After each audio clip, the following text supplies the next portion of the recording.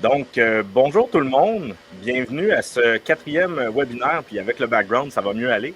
Je vous souhaite une bonne année 2026 à tous et à toutes. J'espère que vous allez bien. Donc, on commence l'année en force aujourd'hui avec vraiment une belle présentation. Ça va être vraiment intéressant. On reçoit un invité qui, en fait, va faire sa présentation en anglais. Donc, je dois le dire de prime abord, là. L'échange, la présentation va être faite en anglais aujourd'hui. C'est possible quand même de poser vos questions en français, puis je vais me charger de les traduire là, sans problème. Vous me connaissez, ça fait quand même plusieurs présentations que vous me voyez. Donc, Jonathan Pratt, je suis le directeur général du RQMO. Aujourd'hui, on reçoit pour la présentation Professeur Paul Dutchak de l'Université Laval. Hi Paul, how is it going? Very well, thank you. Thank you for the invite.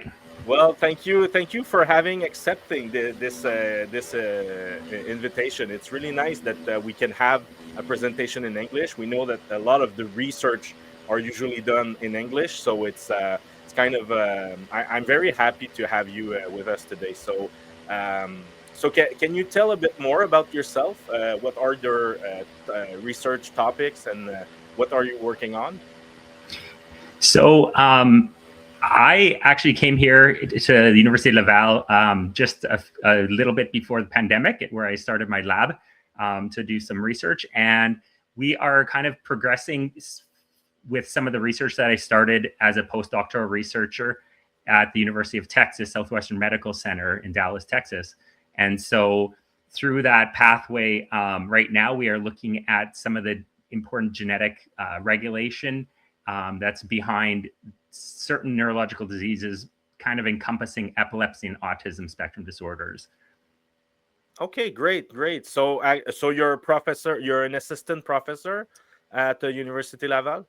I am an associate professor right now. Associate professor, so it's a middle rank. Rank. Yeah.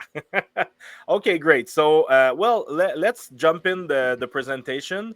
I'll just move you ahead of me because it will be easier to follow. So, again, if you have any questions, si vous avez des questions durant la présentation, vous pouvez les mettre dans les commentaires, que ce soit sur Facebook, LinkedIn ou YouTube ou directement sur StreamYard. On va répondre aux questions à la fin, donc je vais me charger de les traduire. So we'll answer the questions at the end of the presentation. So, Paul, the floor is yours. Excellent. So thank you very much, Jonathan, and thank you to all the organizers from the RARE.Qc program. I think it's a really fantastic program for us in Quebec, and I'm really happy to see the efforts being made to put forth the importance of some of these rare diseases and really try to expand science beyond the classic genes and diseases that we all are mostly told about. And so today, what I'm going to talk about is a little bit of our program, really looking at nutrient signaling pathways that control how cells function, right? Because we understand that, it's not only just our genetics that are in play and what make us who we are, but it's also what we eat and how our body uses those metabolites and things to develop and function accordingly. And so the title of my talk is when nutrient signaling goes wrong, how metabolic signals can promote epilepsy and autism. And again, I'm from the University of Laval, where my research is really focused at the Centre de Recherche, CERVO. So just to start with a bit of an overview, I just wanted to kind of bring in some basic biology into this talk and just kind of mention that, our brains really function by the coordinated interactions of multiple cell types. These can be neurons or astrocytes and glia. So all these different cells within the brain, which are organized primarily into circuits or pathways. And it's really the communication between these different cell types that allow us to think and give us our neurological function that we depend on as humans. The problem is that sometimes these circuits don't develop properly, or they coordinate poorly, and really these functional differences are what can cause circuits to become amplified or produce pathological states. And really in our lab, we're looking at primarily seizures as an output of these dysfunctions, because I think, we do a lot of research in the lab using animal models. And so seizure, animals having a seizure, it's very easy to visualize, and it's not so much of a behavioral phenotype that we're looking at. They're very strong things to see. And so our research is kind of focused on this intersection between two neurological diseases, one being epilepsy and the other being autism spectrum disorder. And I think while these are generally viewed as very distinct, diseases, disorders, I think the genetics that are in play right now are really showing there's a lot of intersection between both. And it's kind of causing us to re-examine our definitions of, what is epilepsy and what is this autism spectrum disorder. And being a spectrum, there's a variety of different, factors involved with that. But just looking at the numbers generally, in epilepsy, we generally say that there's around 300,000 Canadians that suffer from epilepsy, which is a big population. It's not really a rare disease per se, but when we start to dissect, what are the actual components in the different types of epilepsy, it becomes pretty clear that there's certain ones that are more rare than others.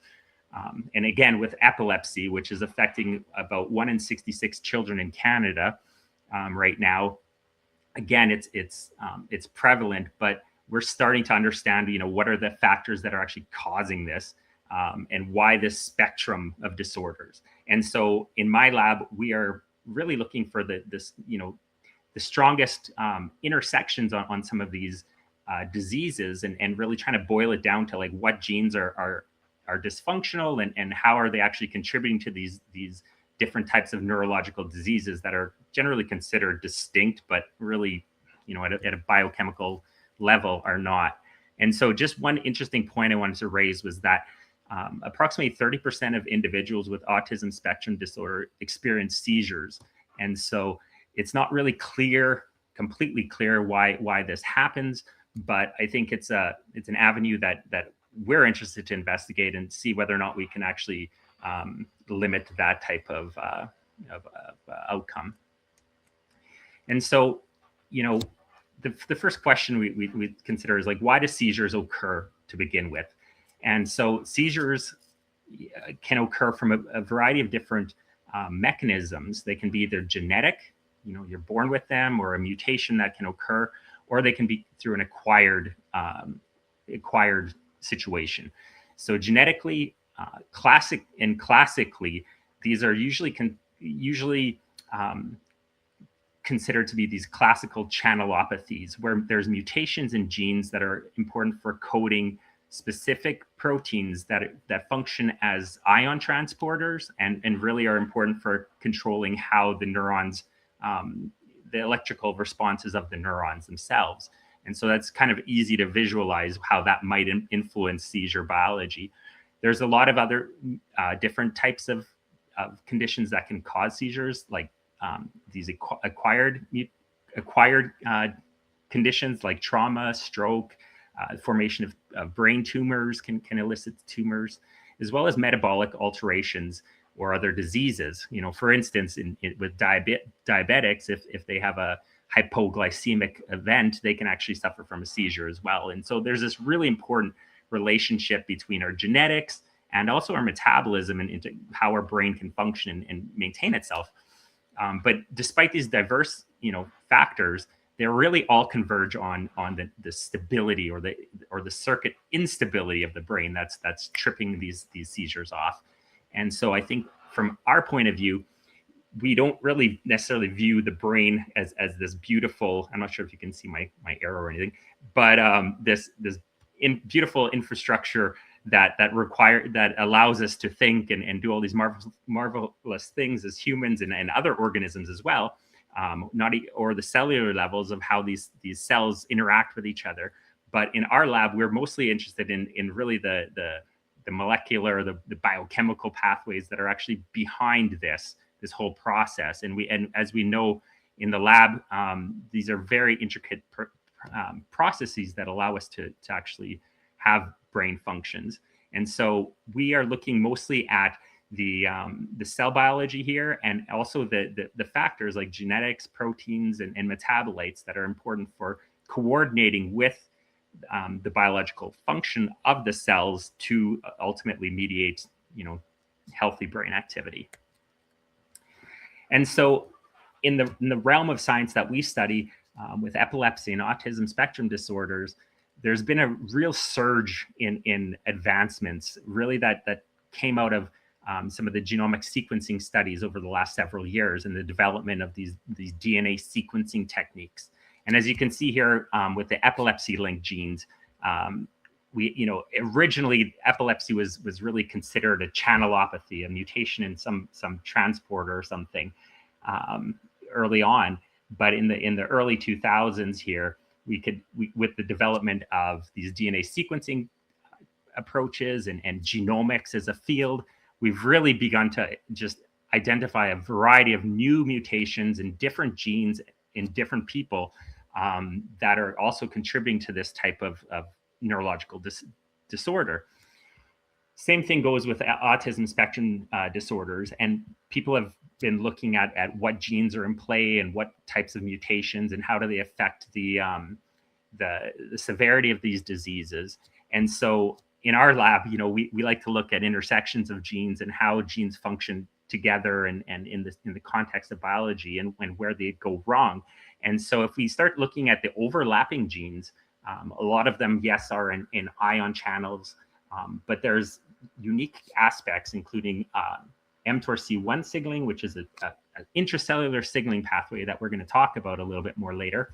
There are other things that regulate like gene expression at the chromatin level, or also neurodevelopmental or scaffolding proteins. And so, it's really nice to have all of these genetic links, but in a way, what they represent is part of the blueprint of what makes us humans or life living. And so knowing those little details, in biology help us, but we still need to figure out, what is the function of these genes? What are the function of the proteins that they code? How does it work in the biology of the system? And so that's, what I really like to do is kind of a scientific sleuth in a way, trying to figure out how are these genes working and how do their dysfunctions contribute to the disease. So getting a little bit more specific into our research, there has been a nice convergence of some of the genetic clues and some of the molecular insights over the last few years, with these genomic sequencing studies being mapped onto some of the genetics that we've been looking at in our lab. Namely this particular protein complex called GATOR1, which is a complex that's comprised of 3 different proteins. And so, as you might imagine, our DNA makes mRNAs, and then the mRNA makes protein, and some complexes in our body require multiple proteins to come together to function properly, right? And so this early study in 2016 was really the first to really identify and characterize new mutations in a big cohort of people that had epilepsy, and they have identified that this complex called GATOR1 was mutated in these people with epilepsy, which was kind of went against what was generally considered known in epilepsy, because it's a totally different mechanism than the classical models of ion transport and that type of thing. And so during my postdoc, I was actually starting to work on these genes from a different perspective. But with these papers coming out showing these links to epilepsy, we've really begun to focus on that and what's causing it and what are the cellular defects. And beyond this initial paper that came out, there's been others now identifying that these genes themselves are mutated in people with autism spectrum disorder. And so I think that's this little link that we're studying right now in our lab. And so one of the strong models that we have developed in our lab, is using animal models based on a genetic change that we made in the animal line that we're studying, where we've created a conditional knockout mouse for one of these genes that make this GATOR1 complex. And the gene that we're particularly interested in is called NPRL2. And so it's a key regulator of this complex function itself. And so using our animal models, we're able to kind of ask some questions about what these genes are doing in the brain, and how do their mutations ultimately cause seizures and these neurological disorders. And so I just wanted to zoom in a little bit more into the cell signaling pathway that we're looking at. And so what we're looking at is really this. It's an evolutionary conserved pathway that signals inside of cells. And it's kind of the two components that we're looking at is this GATOR1 complex, which is comprised of NPRL2, NPRL3, and DEPDC5. And its function as a main regulator of mTORC1. And so this pathway is actually conserved across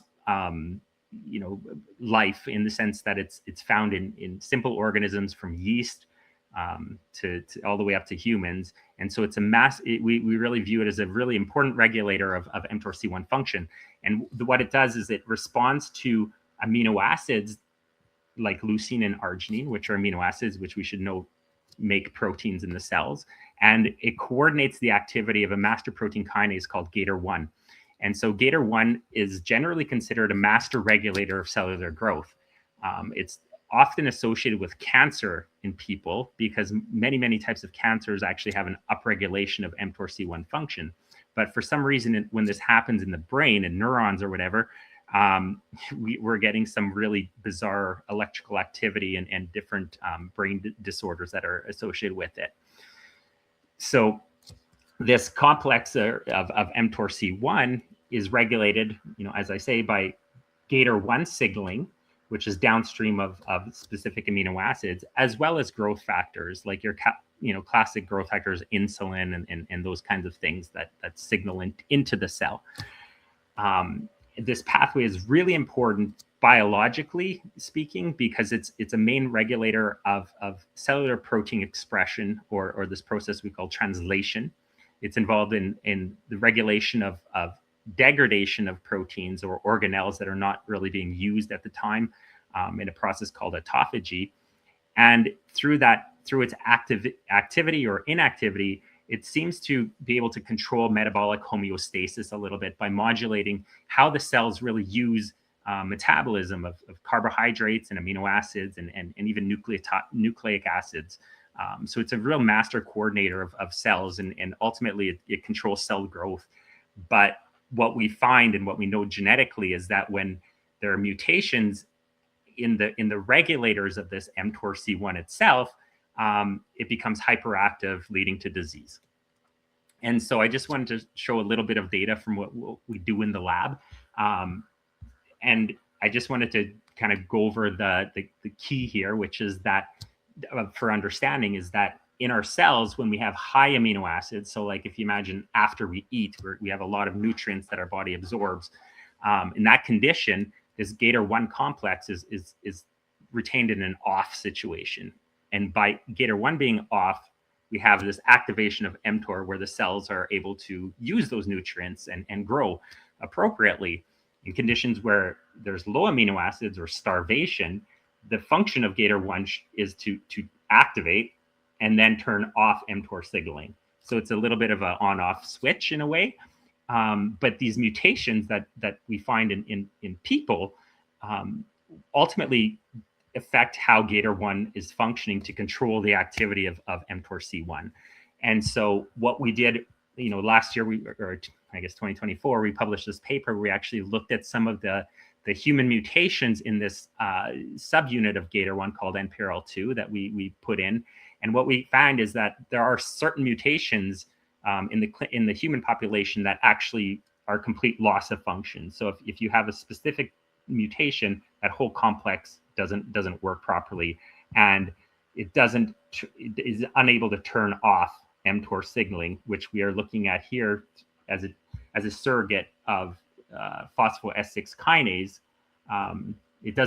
When GATOR1 is mutated, we don't get that inhibition that we should when cells are starved. And so in this case, we're using just a basic saline solution that we're growing our cells in, but the cells still think that they have all the nutrients that they need to grow in that. And so our one of the main questions is that we have in our lab is like, is this important, for neurons in the brain? And so a lot of our early studies, we just use basic cell lines and things like that to characterize some of the biochemistry. But when I started my lab, we decided to use our mouse and knock out this gene and this GATOR1 function in neurons to see exactly what was going on behind this. And so what we found by analyzing that model was that when we deleted NPRL2 and caused GATOR1 defect in those neurons, the mice died quite rapidly after birth. So they all died before 20 days after birth. And so, I see my slide is a little weird. But anyway, these mice ultimately all showed signs of seizures, which we quantitated here, which is unfortunately behind some of my other data with this presentation. But they had seizures that were quantifiable, and they all died. And so through that process, we were able to investigate what was going on a little bit at the molecular level inside the brains. And just to show what we see here, these are images of the brains of the hippocampus and the cortex regions, where we can see some of the markers of mTORC1 signaling being upregulated. So when we knock out this inhibitor of the pathway, we see this strong activation that's causing seizures and causing early death in our animals. And so, scientifically, there could be multiple reasons that could explain this. And so one of the questions we had is like, could this be occurring in a cell autonomous manner? Like, is it a defect exclusive to the changes that are going on in the neurons themselves, or is it something else? And so what we're able to do is we were able to isolate primary neuron cultures from the mouse brain, and we could put them onto little dishes, I guess, in the lab that have electrical sensors on the bottom. They're wired to kind of detect the activity of those neurons as the neurons grow in culture over time. And so using this model, we were able to find that over a 21-day time course, that those neurons developed to be very, very hyperactive. And just to kind of show you, here are the readings from this type of an experiment, where we can see early on in this process that by day 14, the neurons start to become activated in cell culture, and we can see this happening. But by 21 days, when the neurons are fully mature, the top being the control or wild type or normal condition, we have this kind of nice routine firing of the neurons in the dish. But when we create these GATOR1 defects by knocking out NPRL2, those cultures become extraordinarily hyperactive and fire almost as you'd imagine what would be happening in a brain that's having a seizure. So it's kind of a neat model that we've been able to find and really show this link between this intracellular regulator to actually a neurological expression phenotype. And so one of the things that we kind of questioned is like, how can the neurons themselves on a dish maintain such rapid communications without becoming depleted? And so, this is a kind of a balancing act, right? Because when we consider neural activation, those neurons themselves are using their energy, they're using their metabolites, they're using their resources, but for some reason these are not becoming depleted, and even in the animal models. So we started to consider a little bit more of like, could these mutations be affecting other cell types beyond the neurons themselves? And so there's been a lot of research over the last many decades that have looked at kind of these interplays between neurons and other cell types in the brain, because we understand that neurons, they're not an exclusive cell that functions in a bubble. They're part of an integrated system. And so one of the important cell types that are in the brain that helps the neurons with their stability and providing nutrients is these astrocytes. And so I just pulled out an image from a textbook, pretty much, that describes the flux of metabolites between astrocytes and neurons. And so we kind of imagine that perhaps astrocytes could be a major contributor to this biological process causing seizures. And so what we did using our animal models is we knocked out the function of this GATOR1 in astrocytes in the brain in the mice, and we asked the question, is the contribution of GATOR1 in astrocytes sufficient to drive these seizures and neurological changes? And so with these mice, when we started analyzing them, we also noticed that they too started to die early. So with the average death point around 200 days after birth, just in the context that most mouse models will, if they're normal, they should live at least a couple of years. So this is a early death in that regard. And that by 5 months of age, these mice started also suffering from seizures as well. And so this was kind of a unique and very new discovery. We actually have a manuscript that we have in revision for one of the scientific journals to describe this phenotype. And so we've been really interested in trying to dissect, how is this actually happening?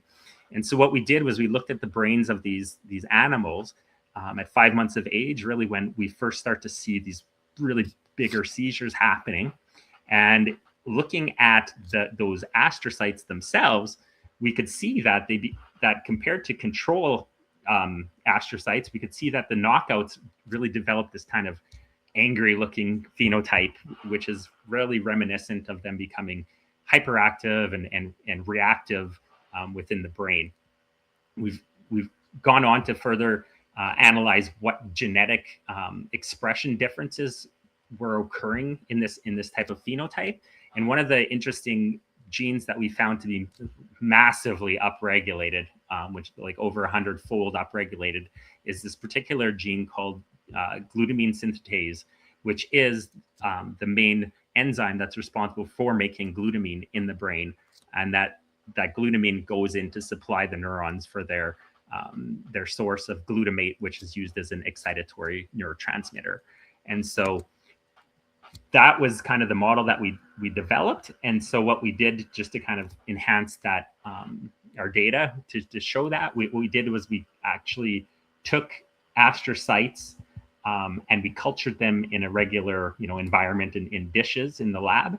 And what we did over a period of time is we collected the media kind of to assess what is going out of the cells into the matrix that could be influencing the neurons, even though these are exclusively the astrocyte cells. And what we find is that in those knockout cells where GATOR1 is defective, they have higher levels of lactate and higher levels of glutamine, which matches with the genetic expression that we're seeing. And so what we kind of imagine is that with these GATOR1 pathologies is that there's this kind of hyperactivation of these neural pathways, both within the neurons and also the supporting cells that are providing, the metabolites and the fuel, let's say, to make the system go.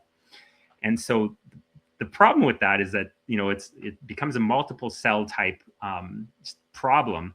And because these different cells are coordinating to cause the disease. And so, building this in our lab, these ideas, what we kind of thought about is like, okay, can we really come up with a different strategy to target and to treat this condition? Because unlike some of the classic versions of epilepsy, where you have a specific mutation in an ion channel, well, we have different inhibitor drugs that can target those, but those types of proteins are exclusively found on neurons. Whereas in this type of condition, we have kind of an interplay between different cell types that are going on. And so one of the interesting groups of papers that came out during the pandemic era was that a couple other groups had developed these animal models of GATOR1 deficiency and had actually begun treating them with small molecule inhibitors of mTORC1 or little drugs. And what they found in their studies in the animals is that they could actually correct some of the neurological defects that were presenting in their models by treating with mTORC1 inhibitor drugs, which are really these small molecule classic drug systems that binds to this mTORC1 protein complex and turns it off essentially. And for us, this was kind of an interesting avenue. Our research program had definitely shifted gears a little bit during the pandemic. And so instead of following the path of, the well-beaten path of discovery, we decided to go off on a bit of a different idea and see if we could develop a different strategy to actually be able to ameliorate or improve the condition of these GATOR1 pathologies in a different manner. And so you get one of the key new types of molecules that are being developed for rare diseases are called antisense oligonucleotide molecules. And what they are, generally like a small molecule that's like a nucleotide sequence. So, we have nucleotides in our DNA and our mRNA. And so in the lab and through collaborations, we can design these types of these molecules to target specific mRNAs and affect their function. And so there are different mechanisms that people can do this. You can either target the ASO, these types of molecules, to the mRNA, which leads to their degradation. So effectively thinking that you can like turn off the gene or dampen the expression of proteins or signaling pathways. Or there are different approaches that can alter the splicing of genes, which gets a little bit more complicated, but effectively you can change the function of the gene's program by affecting the splicing of exons and introns within those targets. And so this approach is really relatively novel, but a lot of pharmaceutical companies and researchers are pursuing them because it allows us to target particular genes that otherwise we cannot really target pharmacologically, because many proteins don't have like a catalytic function or whatnot. And so by affecting the mRNA level and subsequently the proteins that's produced by these mRNAs or genes, we can actually kind of change the activity of these pathways in a totally new pharmacological manner, which is really exciting, I think, and especially for a lot of these neurological disorders that have not been druggable for many years. And so just kind of imagining our pathway where we're looking at these mutations in the GATOR1 complex that lead to a hyperactivation of mTORC1 signaling, we decided to see if we could design some of these ASO molecules and effectively take a situation where we have an F1 race car driving through the streets of Quebec, which is, we can imagine that not to be a very safe situation, to kind of turn down the activity of this signaling cascade into more of a reasonable paradigm. And so we were able to do this with help of one of my students in the lab.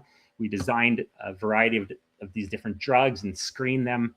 And we found a couple that were able to turn down the expression of this mTORC1 protein. And so, realistically thinking about this, if we have less of the protein there, we should have less of a function of it, right? In the cell, it's just the mass action effect.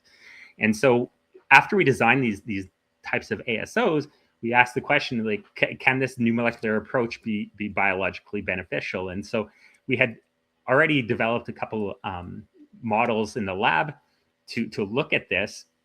And so we started testing our ASO to mediate mTORC1 function. And so one of the models that we first tested were with these primary neuron cultures, where we took the neurons out of our mice, knocked out the GATOR1 subunit NPRL2, and allowed them to grow up on these little dishes. And we were measuring the activity of these neurons over time.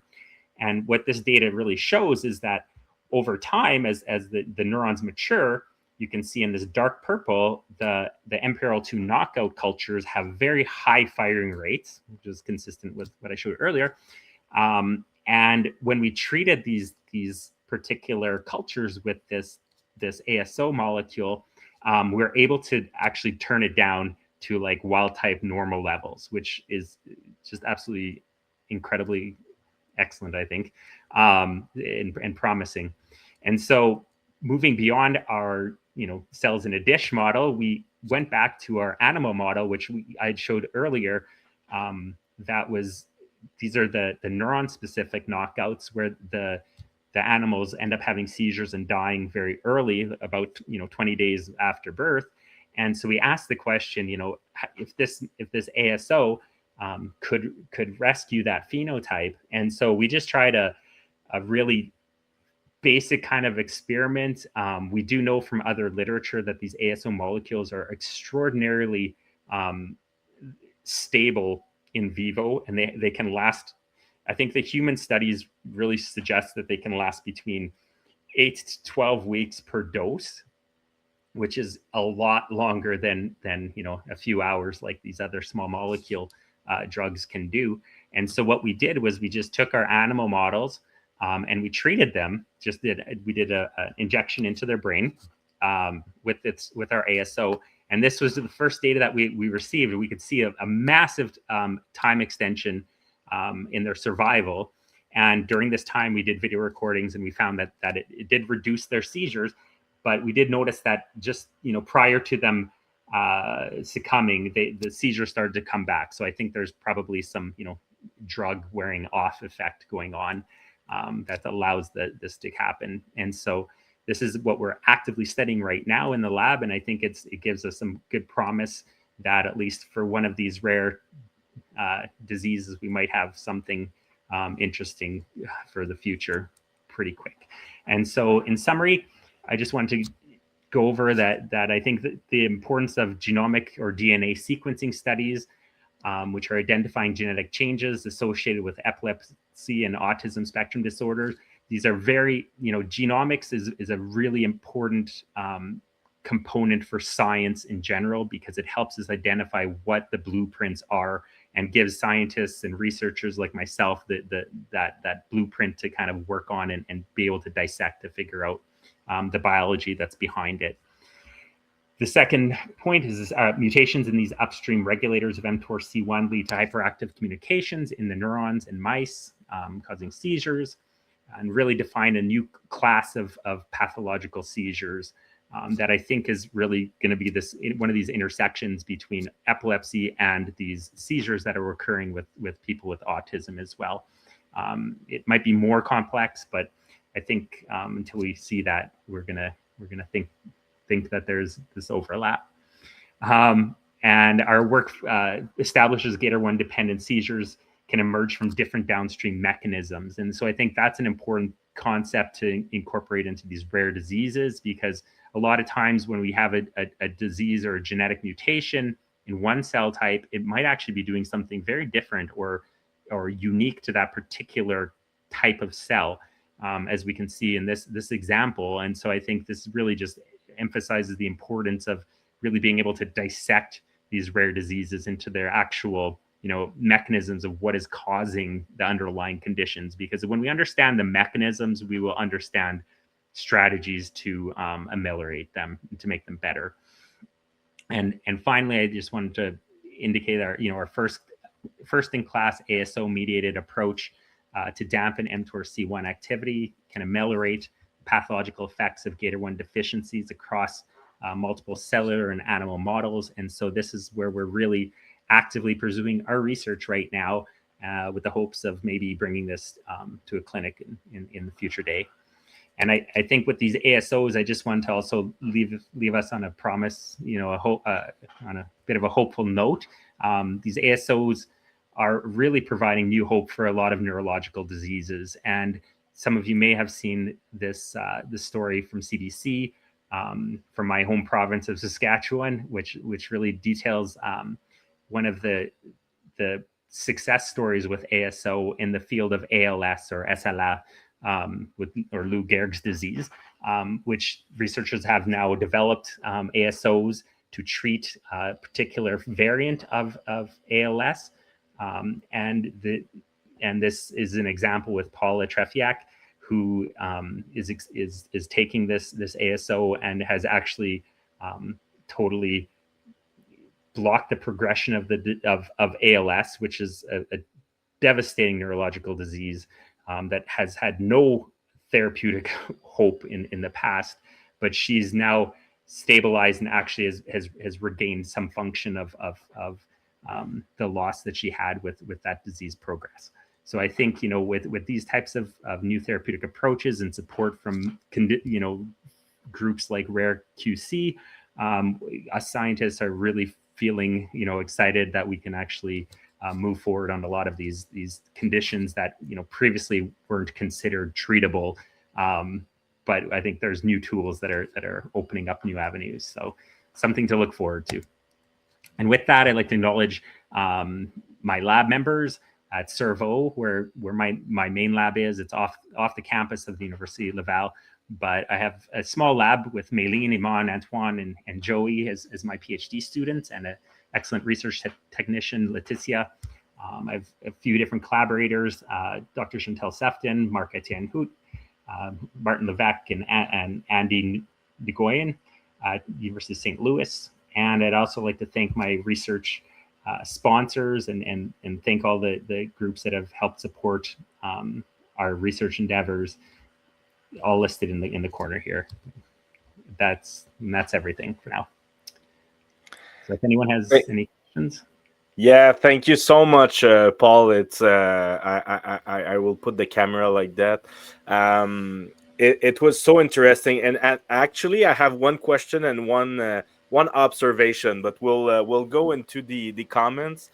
For now, we only have one comment from Lou Bella, or IU Bella. No, Lou Bella. Yeah.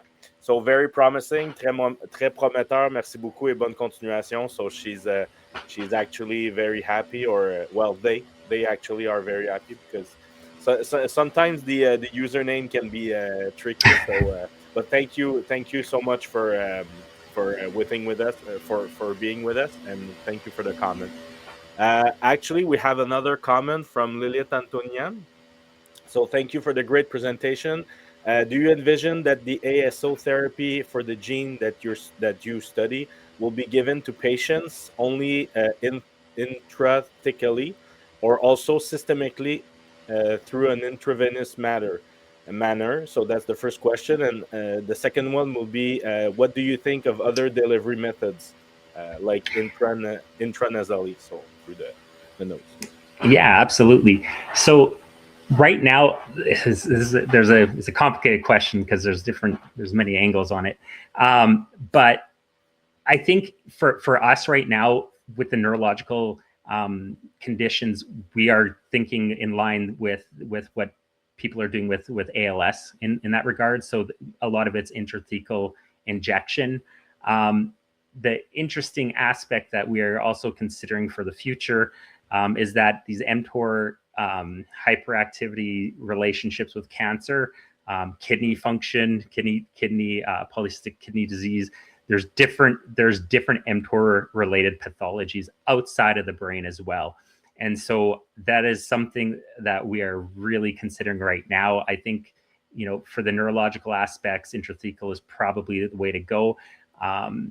But there's different strategies to deliver these types of things, and it's an active thing that we're looking at. Great. Thank you, Lilith, for your question. And I will start with my observation, and if you want, Paul, we'll go back in the presentation, and I put the slide because I took note. I think it was on slide 12. Yeah. So is it me, and it's the well, I was a researcher also in another life. 10 years ago, I completed my PhD, and I was mainly working on brain cancer, working with MMPs and all that stuff. And my thesis was on autophagy. So I know a bit about mTOR and BCL2 and all that stuff. So but we'll go on that afterwards. So I was looking at the picture, and yeah, I have, in parentheses, I also have to add that I was mainly doing confocal microscopy and everything. So each time there are photos like that, I'm very happy to see that again 10 years after. But Yeah. So is it me or the knockout astrocytes are bigger than the control ones? And that was the first observation I have. And the other one would be, is it also me? But it seems that they have more interaction within each other. Is it possible? Is it or is it just me? Absolutely. That was what, part of one of the questions I had from one of the reviewers of our paper was whether or not they were just bigger or there were more of them. There's not more of them, but they are bigger, absolutely. And that we call a phenotype, that extension of these processes is a very reminiscent of reactive astrocytes. So when there's damage, if it's a metabolic challenge, or even in some neurodegenerative diseases where there's death and dying in particular regions, astrocytes can kind of flare out like this. And people are looking at why does this happen? Is it protective? Is it part of the pathology?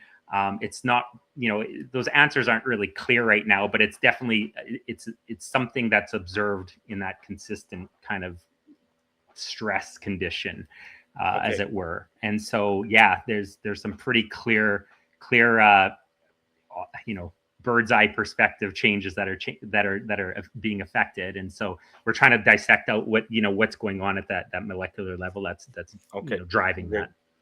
Great, because earlier in the presentation, you were saying that you were looking at how are the mechanisms for explaining the seizure and the way that the metabolism is used in a way. So if they are bigger and they can interact more within each other, maybe that provides somehow an answer to how they can have this this high activity of glutamine. Yeah, that's it. Yeah, absolutely. And quite honestly, like our gene expression changes that we're seeing were extraordinary. I mean, I've been studying gene transcription and that mechanism for in my PhD as well, and to see a gene actually being activated, beyond 100-fold, that's a massive genetic change. And so this is it's interesting. Yeah.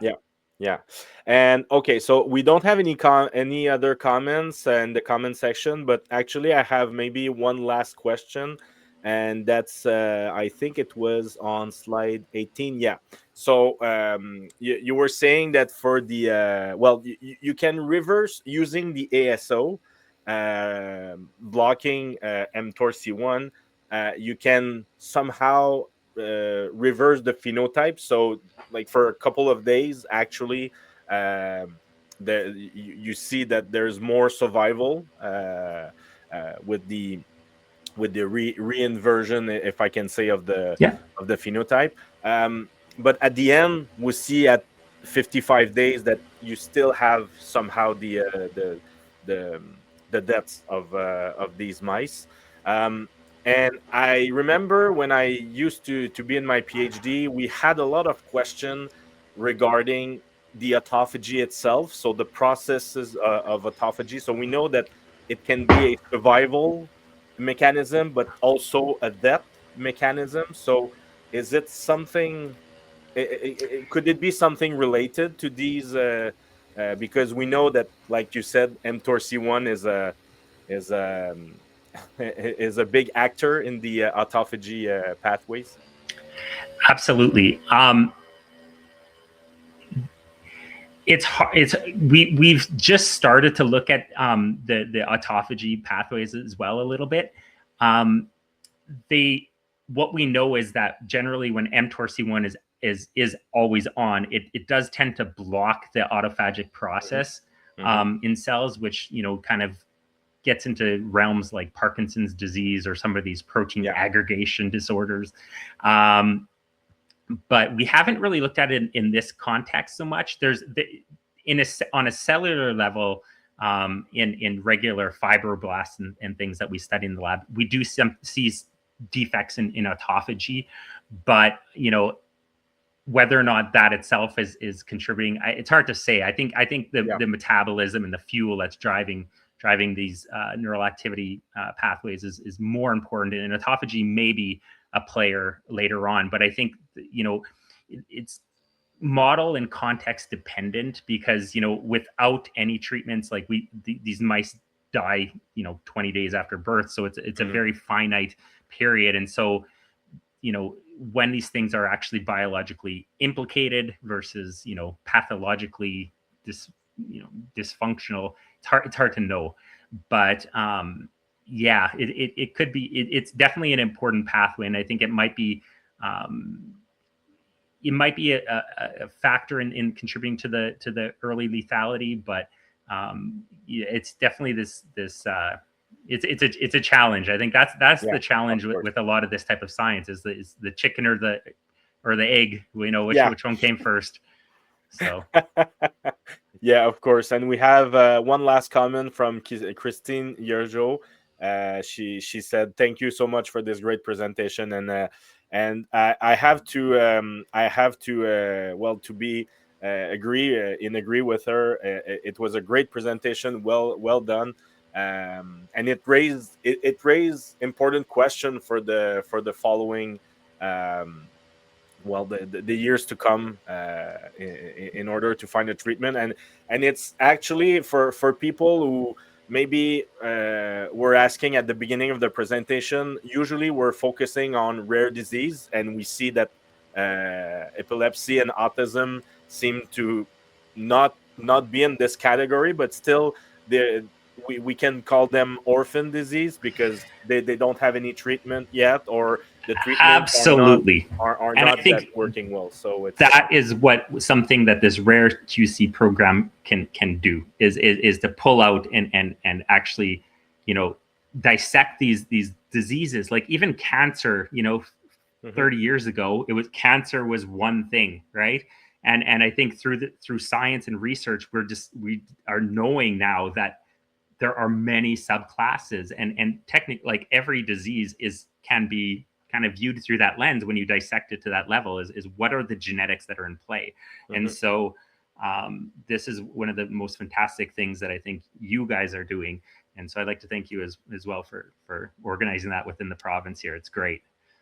Well, thank you so much, and thanks for RARE.Qc. Of course, we're great partners. So I don't know if you have any last words, Paul, for today. I know it was a long presentation. Usually we do around 25-30 minutes. Now we're almost an hour, but it was so interesting. So thank you again. So I don't know if you have any last words. No, thank you very much. Thank you so much. So merci beaucoup à tout le monde. Le prochain rendez-vous pour la prochaine présentation, pour la 5e en fait présentation de la collaboration RQMO RARE.Qc, va être donné par Professeur Cynthia Gagnon au mois de février prochain. Donc là-dessus, je vous souhaite encore une fois une bonne année 2026. Merci à tout le monde d'avoir été là. Thank you everyone, and have a very nice day. Thank you, Paul. Thanks.